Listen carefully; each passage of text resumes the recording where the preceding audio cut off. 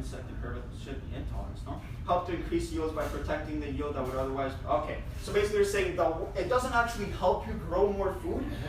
They're just saying it could increase yields because if you have less bugs eating your corn, then you're going to have more corn. But it doesn't actually make you grow... It's almost like saying, like, you won't grow more weed, but it'll just protect your weed from being eaten by insects, so you'll get more out of it. Maybe you'll get more of the ground. But as we all know from the last article that I showed you about, what was it, when you gain immunities to something, tolerance. Like fighting a virus. Exactly, like they're becoming immune to it. So now, that's not even a proper reason. Like now it's not even like, oh, it'll protect you from insects eating your crop. They can't market it like that because no one will buy it like that, because you're right about that too. Because the insects are eventually going to become immune to it. So there's either way, they're saying it'll increase your yield because insects won't eat it as much. But what do you think it's going to look like in 5 years?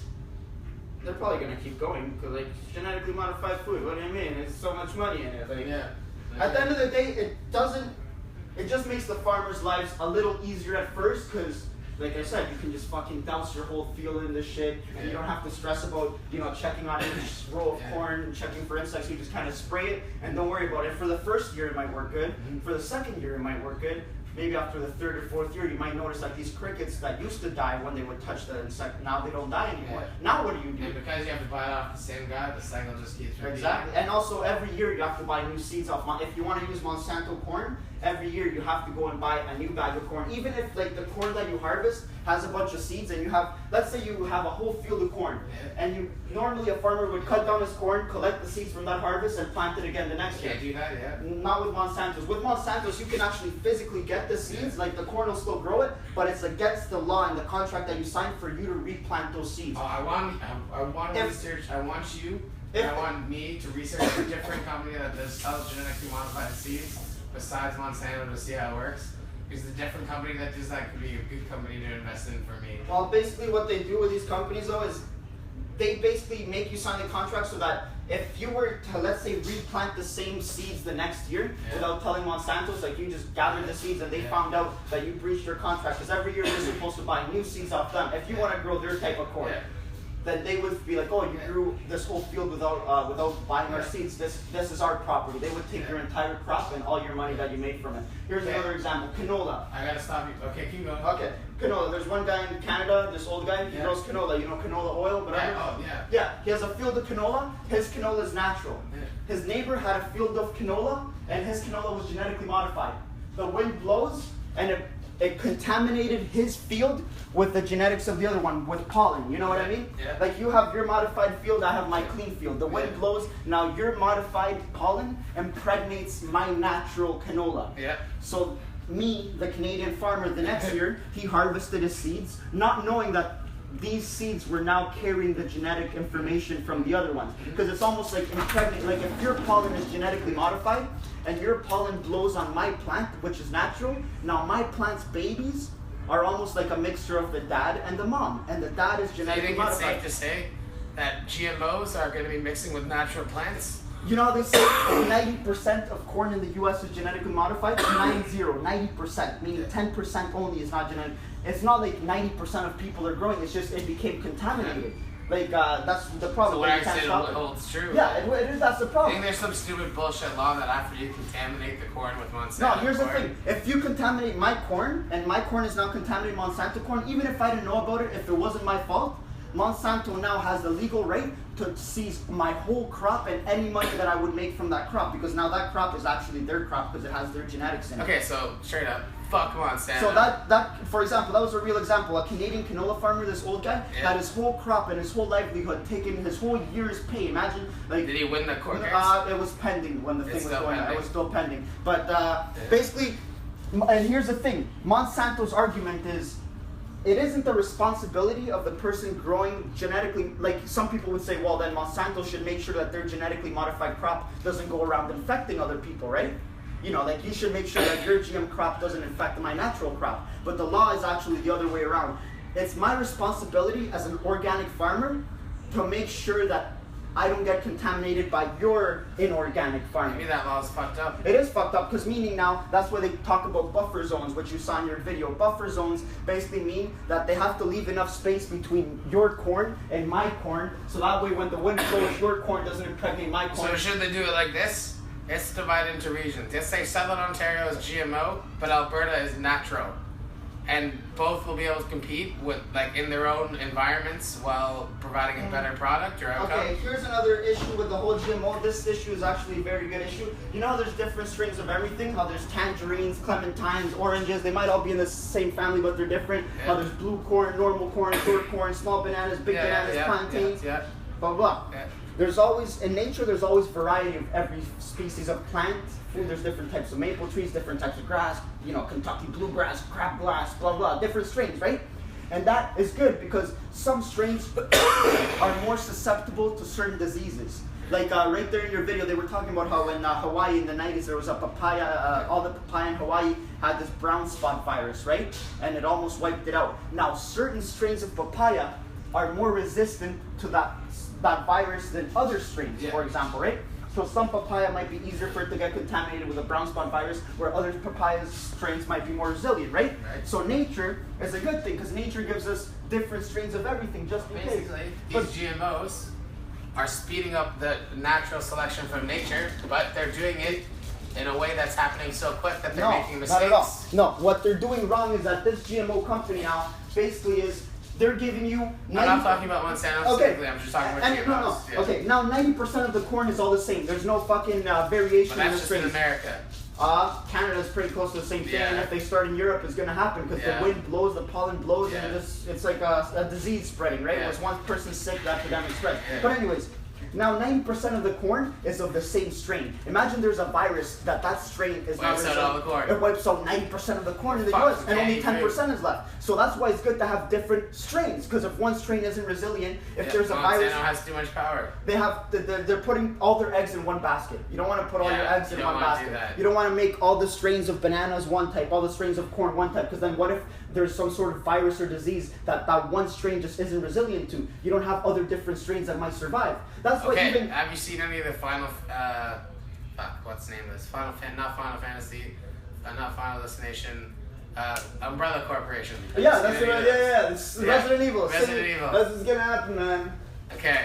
And fucking what was he gonna say?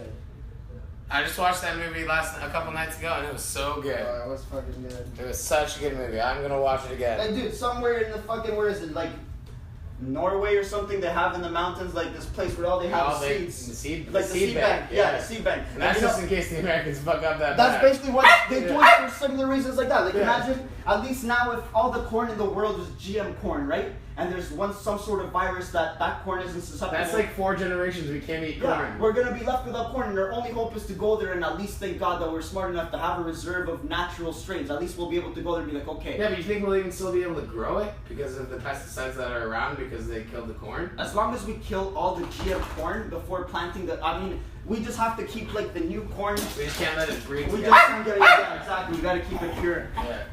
But at least we have the seed bank, you know what I mean? So if that ever happens. Yeah, true. But yeah, that's Monsanto's, man. Don't believe all the fucking bullshit information. You know how many I never do. And the thing is, like, these companies, they have so much money that you think money can't buy anything, right? Yeah. Money can buy anything. Money can buy you the ability to make a completely false study and sell it as true. I can have a study and all the evidence could point to the complete opposite. But if I throw enough money behind it, I could like just completely. Yeah, but you think if it ever goes to court? For example, when they were lobbying for some of the people that were fucked by Monsanto? No, not the Food and Drug Administration, but the administration that would basically run the test on to see if GMO foods are safe or not. Yeah. That's the same people that got selected to be like the head of operations for the ones that test the safety of GM crops were actually basically, you know when people are lobbying for different positions as governors and blah, blah, blah, how they take private donations? Yeah. Like if you're trying to run for president. Yeah. So I'm Monsanto's, and there's 3 different guys running for a certain position. Or something? Yeah, no, for a certain position, like let's say you're running for a position where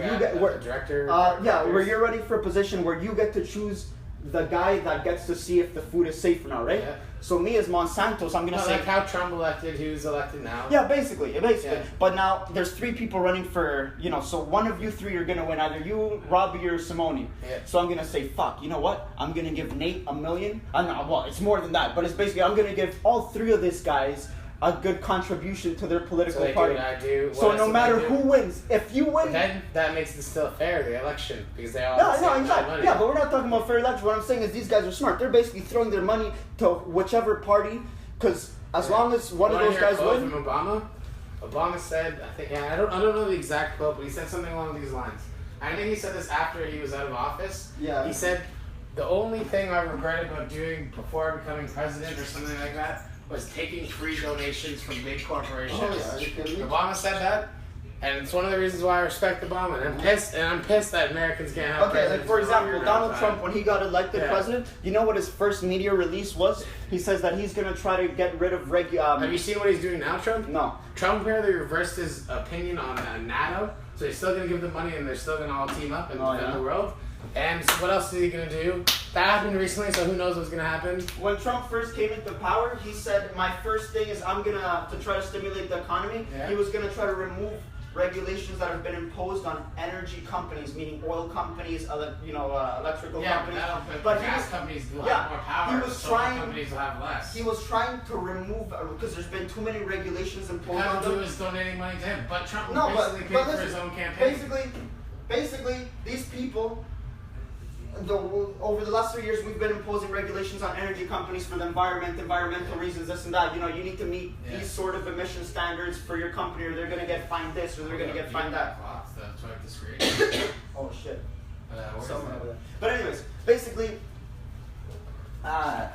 keep making me forget what I was going to say. Yeah, I know, that happens to me all the time. When I talk to you. Okay, anyways, basically, he said that the first thing he was going to do was try to remove lots of regulations that they impose on energy companies, and he said that he wanted to make a new law that for every new regulation that they impose on energy companies, meaning you can't do this or you gotta meet this standard, blah blah, for every new regulation they impose, they have to get rid of 2 old regulations.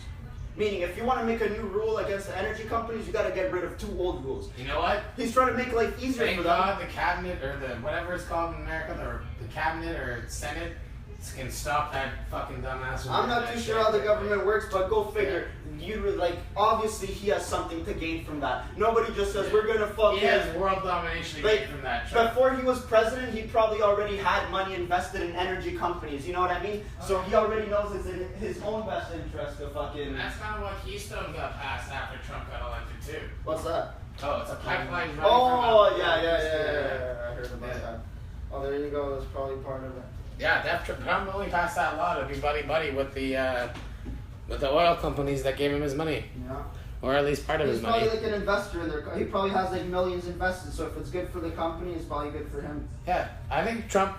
You think if Trump was faced with the decision to lose money and make America a better place, what do you think he'd choose? How much money? How much money? That's probably what he'd say. Let's say 40% of his money. But to make America a better place. Obviously, he'd probably say he would, but he wouldn't actually. Alright, good to know. Good to know that's what you think. I think he'd say... But did you know that before Trump was a Republican, he was a Democrat? And only ran as a Republican because he knew he could win as a Republican, but couldn't win if he had to run against Hillary Clinton during the primaries? I didn't know that, but it makes sense. He's a smart guy. He probably had all sorts of teams that they can... I think Trump is one of the smartest, dumbest people on the whole planet. I think Trump, like I said earlier today, I think Trump is dumb smart. Yeah. I just think he's been raised differently by different kinds of people. He's not a silver spoon, but he's learning how the world works. Yeah. No, but you know what I mean? Like his perception of the world is different from ours because he just has a whole different life reality to him.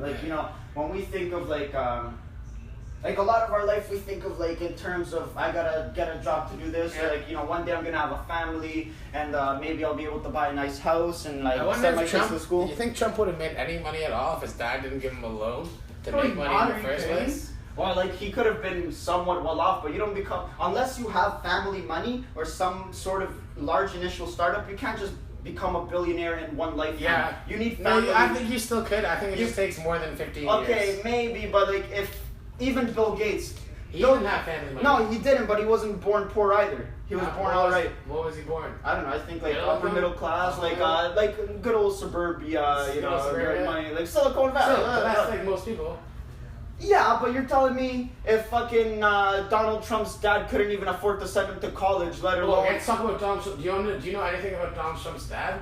Not necessarily. Yeah, neither do I. I don't know enough about him to even talk about it.